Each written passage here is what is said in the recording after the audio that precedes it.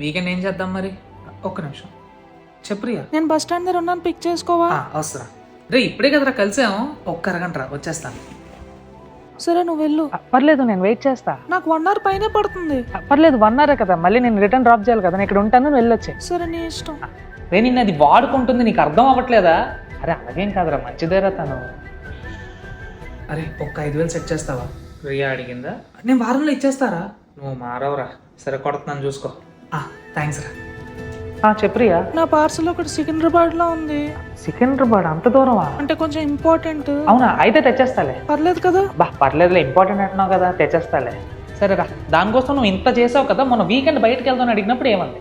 రియా అదే మనం వీకెండ్ బయటకు వెళ్దాం అన్నా కదా. అంటే ఫ్రెండ్స్ తో బయటకు పని మీద వచ్చాను. ఓకే పర్లేదు, మనం నెక్స్ట్ వీకెండ్ వెళ్దాం. పోనీ నిజంగానే రోజు పని ఉందేమో లేరా, నిన్ను నేను మార్చలేనురా. సబ్స్క్రైబ్ చేస్తే ఆ అమ్మాయి మీ లైఫ్లోకి వస్తుంది. అరే నీకు దాని నుంచి ఫీలింగ్స్ ఉన్నాయని దానికి తెలుసు, అది తెలిసి తను నేను వాడుకుంటుందని కూడా నీకు తెలుసు, మరి ఎందుకురా ఇలాగా? ఏదో ఒక రోజు ఈ సిచ్యువేషన్ మారుతుందనే చిన్న హోప్ అంతే.